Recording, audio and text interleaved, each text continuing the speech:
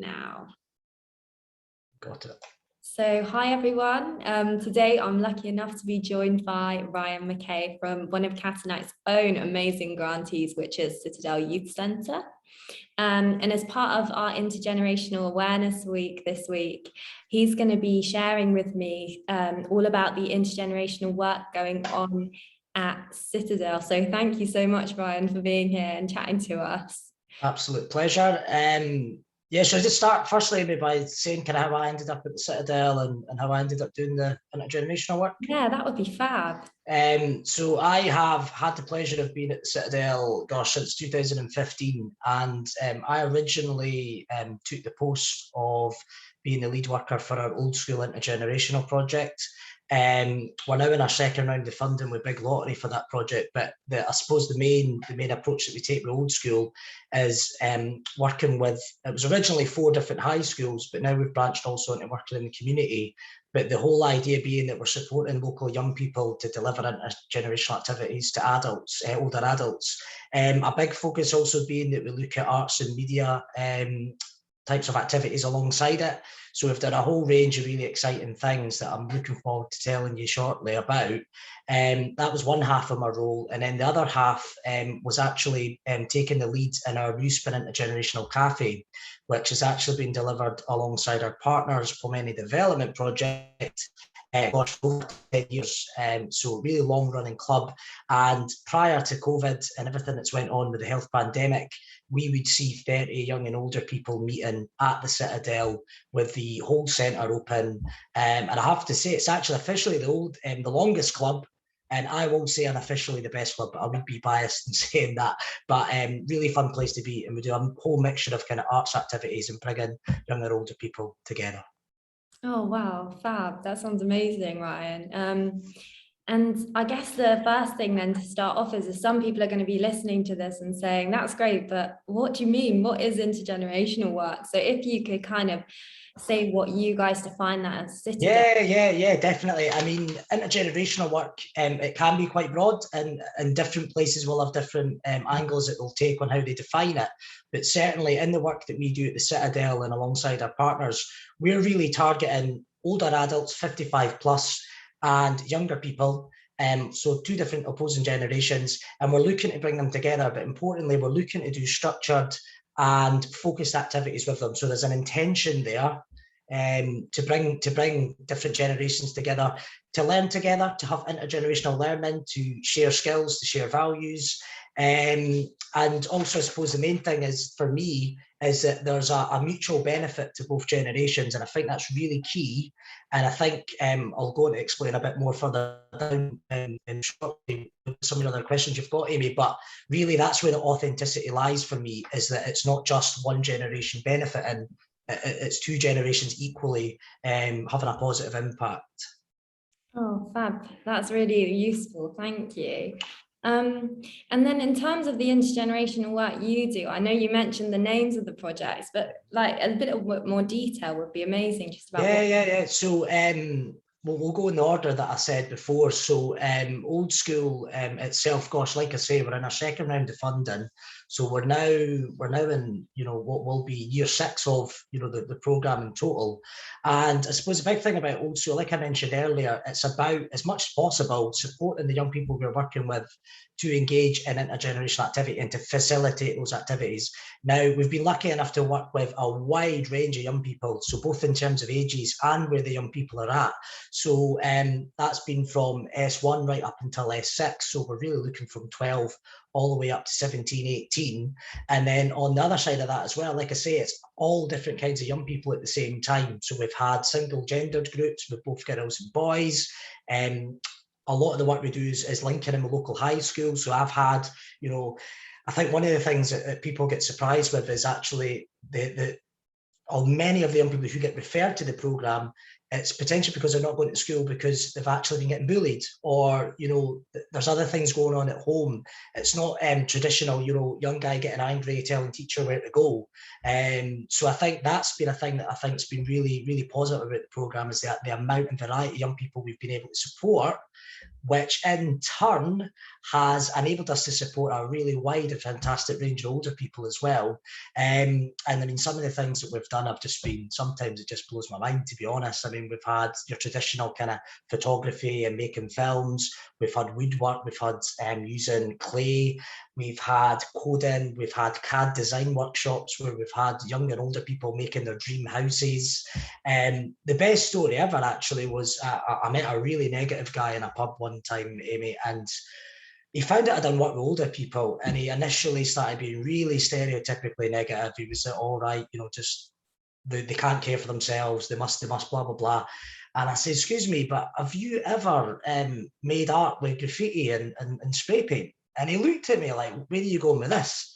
And I don't have the picture on me, but I got my phone out, and I'll get the picture sent over to you. But the picture was amazing, and it was 3 older ladies, gas masks on, spray cans. One of them was in their 90s, and they made this piece of artwork with Edinburgh Sculpture Workshop.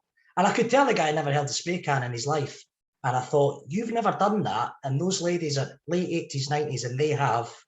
Away you go. And, you know, that moments like that are really exciting. There's a couple other examples I wanted to share, but I'll come on to them shortly. For now, I'll go back on to Newspin. So Newspin, like I say, unofficially my favourite club ever. We have been running for, it's over 10 years, and with our Partners Pomena Development Project. And that was initially set up really from demand in the community for older people not feeling safe. And Pomena were really fantastic because they effectively bring the expertise with older people, as you mentioned as well. We are a youth centre. Pomena Development Project are real experts in working with older people, and that's how the initial partnership was kind of struck up. And the amazing thing with being able to do that is that basically we were able to create a club that was established by a genuine need, and it was genuinely from older people being out in the community, out in Leith, the Kirkgate Centre in Leith, and feeling unsafe. And we quickly recognised that actually there's an opportunity here to bring together you know, 2 generations that weren't really having much time together. And, you know, slowly by building this project up, we've been able to really build a sense of social cohesion in the community. Whereas now it's just second nature now. You know, the whole time I've been at Citadel, we have always done intergenerational activity. It's just now an established thing. Whereas, you know, I would love to see that everywhere and see every charity and every school doing it. But it does seem at the moment that there is a kind of optional tagline rather than being a kind of essential service. But when it works, I have to say it's got some tremendous benefits. Oh, amazing. Thank you so much. And there's so much to think about just in that answer for our own organisations. And I'm guessing they're thinking, how can I kind of replicate what you've just said? It's really exciting stuff. So I guess the next kind of thing that I want to investigate is, well, what are the key values of this intergenerational work? Because you're doing loads, but there must be things that kind of holds it together. So yeah, and I think I touched on them very briefly at the very start when I started chatting today, Amy. But really, I think there has to be some purposeful aim to really bring the 2 generations together. And I suppose a good example of that would be that I think often there's lots of intergenerational activity happening, and maybe people don't realise. And I take, for example, you know, you guys are real experts at working with some of the younger age range and working with children. Often you will see. Sorry, are you still there, Amy? Yep, I'm there. Oh, right, you froze on my screen. Sorry. Oh, no worries at all. I might just. I think I'm losing some. Oh no, you're back. You're back. You're all right. You're all right. Yeah. Oh, there we go. What was I saying there? I was talking about, yes, children's work, and really I think a great activity which I think has got loads of value, and that's when you get, you know, a primary school will go to an older person's care home or group, and they'll do some carol singing. And That's great. It does add value, but there's a point where more value, I would argue, could be added. There could be a discussion afterwards where older people and younger people are put into groups and they're given an activity where they can actually connect over a series of questions or over an arts activity or something along those lines. And I think that for me is where really quality intergenerational work will have that intention and that purpose. So that's not to take anything away from spaces being, intergenerational or having more connections happening. But I think really what we do at Citadel and a core value is that we're very intentional, both with the old school and both with the new spin with our partners, about creating intergenerational experiences that bring real value and allow the sharing of knowledge, the sharing of values, the sharing of skills. And we get to a point where, perfect session is when I can see that older person leaving out the door, I can see that younger person leaving, and I know that both of them are they're leaving on a high and they've had a positive experience. The other slight one that's been on my mind for a couple of years, because I put together a toolkit all about intergenerational work as part of old school, and it was funny because people would say to me, but why do young people want to take part? What is it about young people? And for a while, I never had the answer, Amy. I knew it worked because I would see it, I would get the pictures, I would get I'd record, get the evidence. I couldn't quite pinpoint what was it exactly that made it such a powerful intervention for those young people. And I discovered this quote. I was reading, I forget what paper I was reading, I think it was the Eye, I like the Eye.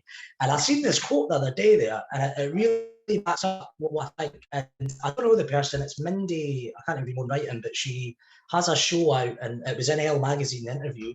But the quote was, "There are very few people who are less forgiving than a teenager sniffing out authenticity." And that to me hits the nail on the head. And really, I'll explain. Young people have a lot, and especially a lot of the young people that we support at the Citadel, they have a lot of people in their lives that, for whatever reason, there is an element of control, or they're in a position of power. I think teachers, telling a young guy that isn't liking his maths class, putting pressure on to study. You think social work involvement, you think home lives that may be disruptive and have challenges. You even find me, I do have things I need to do. I need to hit targets. I need to hit outcomes. I am not a young person's friend. I'm their youth worker. But when we get a solid, authentic connection between an older person and a young person, the young person just knows that older person doesn't want anything but to spend time with them. And it is such a powerful thing. I've seen lads who you would not believe the things they've been doing in the community and the issues they've had at school, sitting with one of our absolutely amazing older ladies, Wilma, having a cup of tea, having a biscuit, chatting for like 45 minutes about how their week was going. That to me is the secret, and it took me a little while to find it out, but it's not going to be for everyone. I should add that as well, and that's for older people as well. I think there's this misconception that, okay, you're 65, 55 plus, you are older, right, you're going to love working with kids. That's just not the case. We don't magically become completely different just because we're older. And it's funny because when the kids get nervous about meeting the older people, sometimes it's like they're going to meet, it's like another person, like they're going to meet an alien or someone completely different. Like, no, you're still meeting. How would you talk to your friends? That's how you would talk to the older person, So that to me is a big thing. And then really, I suppose just that mutual benefit, like I've kind of said, is really key. And I think all the best intergenerational work you'll see, it will be both ways, and that's really where you'll get the real fullest impact I think that you can bring.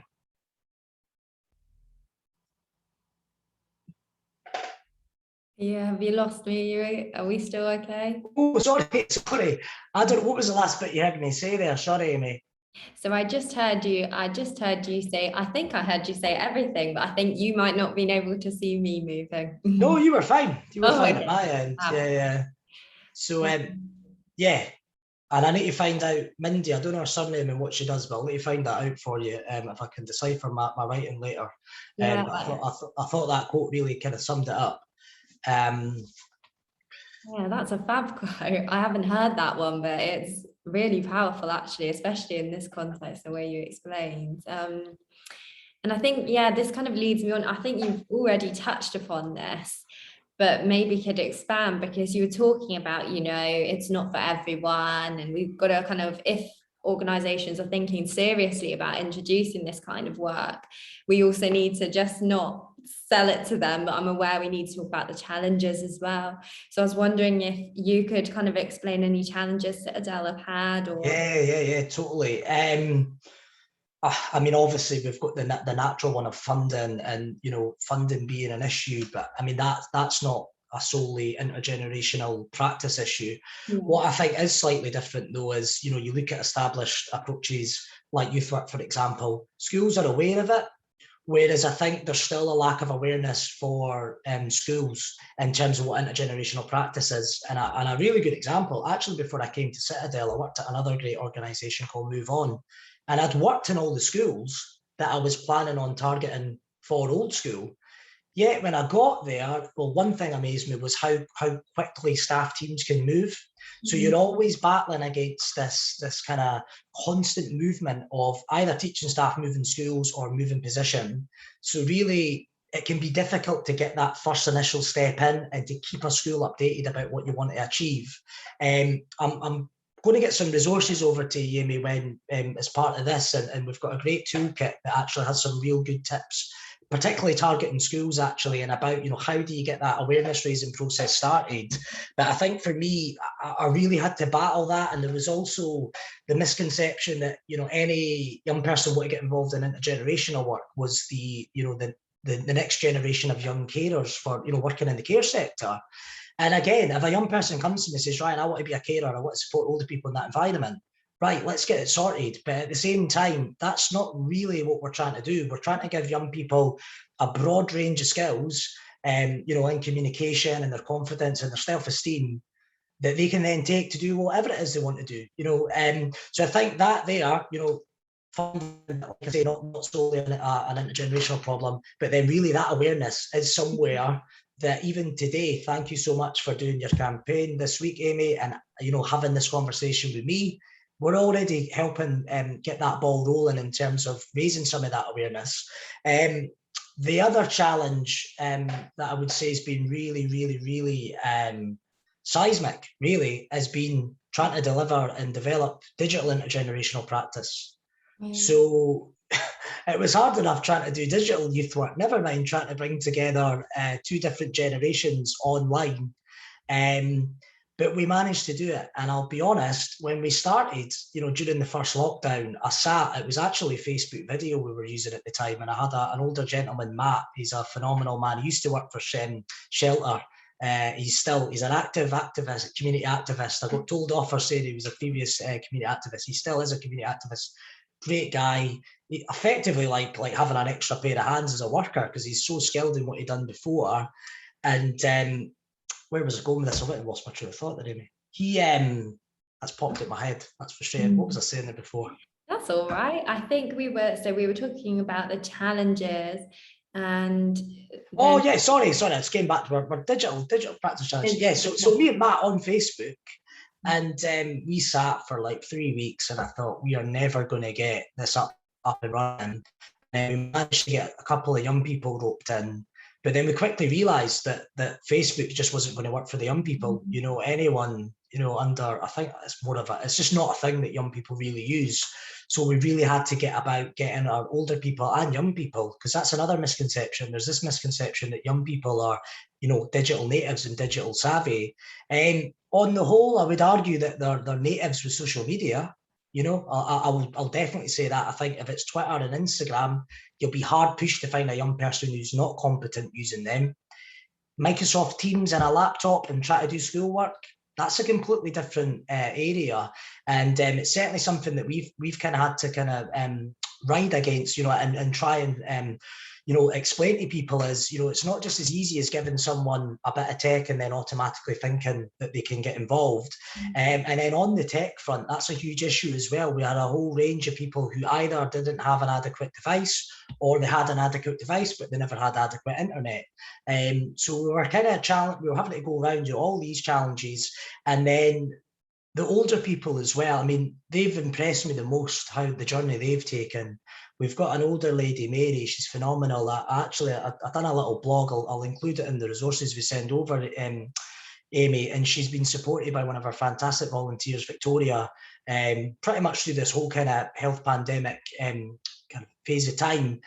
And it's phenomenal because recently they've been to the pyramids in Egypt, they've been to Niagara Falls, they've been to, they're on Google Maps, and you know, she's loving it. Like Mary's like, I can't believe it, right? Today I went to Chicago, and like, we're on the Google Street View, and just what an amazing, you know, intergenerational activity, really. The pair of them on Zoom or in person in cafes when they can, just exploring the world. I mean, I'm not even sure if Mary's been abroad before, you know, yet she's been able to capture all this culture digitally. So that really is a massive challenge for us, and I can say that we had a fantastic group back last December of some amazing young people who supported me in delivering my first remote digital intergenerational old school group. And those young people came up with some phenomenal top tips. And I'm going to mention another blog there. We've got another blog that we can point people in direction. And I'll just quickly mention, you know, one of the top tips that I loved was, don't forget your pants, or it's something along those lines. Where are you going with this? Because they done them as, they graphic recorded them, so they're all kind of doodles. And then one of the young people was like, oh, but when you go on holiday, you always got to take extra pants. And it was like, you know, be extra prepared. And I thought that was brilliant. And then the other thing being getting through the screen as well. And I think everyone's had digital Zoom fatigue. You know, I think we've all been on too many quizzes. We've all been on too many meetings that have overran. And I think trying to get through that screen and through that divide. And one way we've done that, and going back to Newspin, because those sessions have also been delivered online during the pandemic, we've delivered activity packs and tried to get creative about the kind of things that we have in those packs. So, you know, we're chatting here today, it's an information sharing exercise, Amy, but when we're trying to get older and younger people online, you know, how can we make it fun? How can we get them feeling things and smelling things? And what have we got today? We've got Play-Doh, we've got something nice that we can smell, we've got, you know, and it's trying to get that kind of texture and things in. And I suppose going back to a lot of the people that you fund, including ourselves, we're already doing a lot of fantastic play work and a lot of amazing work with children that we would do. That's a big tangent, Amy, so apologies if that's kind of went like that. Right. But that would definitely be the two main challenges that I would say, for me anyway at the moment, but particularly the digital intergenerational practice, because although, last point on that, although we've got a fantastic little cohort that are skilled and real, you know, great examples in where older people can go in terms of their skills and learning digital skills, I'd say the vast majority still don't have that, either out of fear or lack of tech or internet. Right, yeah, that makes sense. I'm just going to stand up and down again. Yeah, no, you're fine. There we go. That's the only thing in this office. The light turns off and then you don't move enough.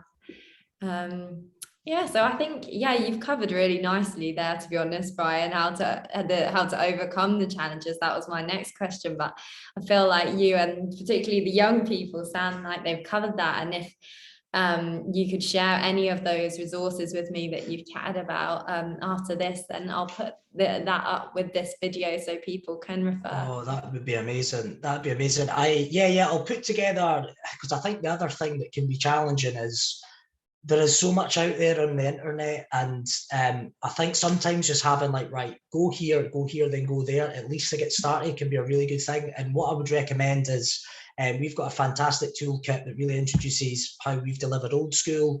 There's then a fantastic organisation called Generations Working Together. They're really nationwide the best point of contact for any intergenerational activity, and got loads of resources there.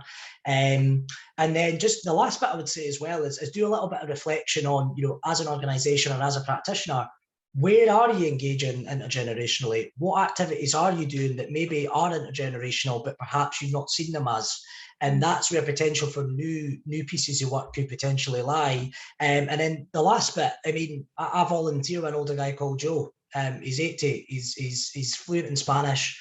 He helps me with mine, and he's registered blind, and he's now one of my really good mates. And I think I lead by example. I see him, you know, once or twice a week, and I think about maybe where can you, as an individual or a practitioner, where could you do your bit to maybe learn a bit more intergenerationally, or just have connection with people of a different generation? It might be as simple as your neighbour upstairs, tap their door and ask, you know, if they need anything from the shops, or how they're getting on. So that'd be some real kind of practical things I think people could do. But yeah, we'll get that sent over, Amy, and people can get a look. Yeah, that would be fab. And then I guess leading on from that, again, you're already ahead of me, Ryan. Sorry, I'd No, originally, because no. I'd originally had a plan, and I thought I'm going to try not to go on tangents here, Amy, but I get a bit excited and No. things pop in my head that I keep remembering about intergenerational work. But yeah, sorry, the next question. Yeah, so I was going to ask you, I mean, it's no problem at all. I'm just grateful for all this info you're sharing with us. But we're kind of the first steps for an organization. And I know that you've mentioned kind of looking at those resources, thinking about how we as individuals can kind of get in that mindset. But I was just wondering if there are any more first steps except for that you can think of, because I know a lot of our organizations from our awareness week will hopefully be thinking, how can I do it now? So just any practical steps. Obviously, you've got your websites. I mean, other things, you know, I'm passionate about part of today that I think is fantastic. And it goes back to, you know, try to get that awareness out there. People that are involved in intergenerational work, we get it.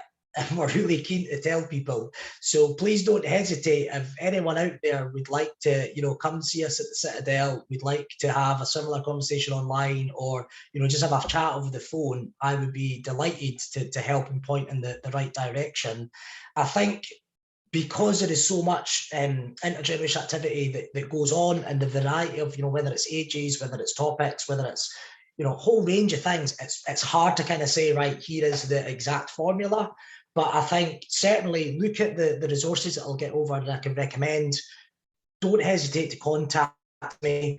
And in fact, another fantastic person I'm forgetting, Pat Scrutton runs an amazing network called the Intergenerational National Network. And she does it just out of the pure love of intergenerational work. She had no funding whatsoever. It would actually, it might be a bit cheeky here, Amy, but it would be amazing if the Cataract would actually be able to provide a space, because she looks for a venue that can provide tea, coffee and biscuits. And she's a great example of, prior to the you know, the pandemic kicking off, Pat always struggled, because if it was the Central Belt, she'd have Glasgow and Edinburgh together and no one from elsewhere. And then if it was up in Inverness, she'd have no one from the Central Belt. She'd only have people up in Inverness. So she's been one of the few people actually who's really benefited from going into a digital space, because all of us, I mean, I think she had me meeting someone from Wales, which I thought was just phenomenal. She came to 3-4 weeks back. She had someone had been involved in the network from Wales come to Edinburgh, and we went and met for a coffee and a tea. And I was sitting there and I was thinking, how did you meet? And she said, Ryan, it's the network, you know. So there's a great example of where the internet can really prevail, and it can really bring, you know, a real value in terms of who you can target and bring on board. And certainly in terms of old school, I've set up several of my old school groups were formed.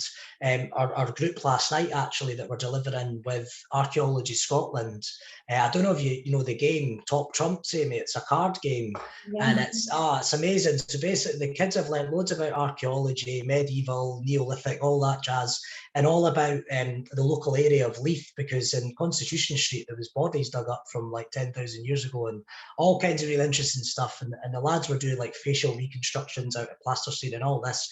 But the end product is going to be that they're creating this series of Leith-themed top trump cards, and we're going to get the young and older people playing those. So I've written on our tangent, but that again, you know, basically Pat's group, you know, I met Jane, who's a fantastic worker there, Jane Muller at Archaeology Scotland. I met Jane at that network, and that's kind of how that group came about. So really, once people have a little bit of confidence, I think it's going on that journey and really just networking and finding similar people and similar minds that'll help you out. And like I say, once you're converted to intergenerational work and you see the benefit, you're only going to want to promote and help people out with it. It's kind of, it's like, you know, it's once you're in basically. And I think the more that organizations see that, they'll see the real value. And, you know, the cost for an older person in particular to go into hospital is just astronomical. And to think that a short intervention of a 1 or 2 hour club weekly provided at your organization and the difference that could make, it just makes so much sense for an aging society. It makes complete sense, and I think the more people that can get on board with that, better, really. Yeah, I totally agree. And I don't want to take up any more of your time, Ryan. I know, sorry, I've been chatting loads, apologies. Yeah, you've been kind enough to give us so much and so much time, and also share the resources. So I just want to my thank pleasure. you. No, my pleasure. Thank you so much. And everyone who's watching, as Ryan said, he's got some resources, so they will be attached alongside the video on our events section of our website. But apart from that, thank you so much, Ryan, and everyone for watching. So I'm just going to stop the record.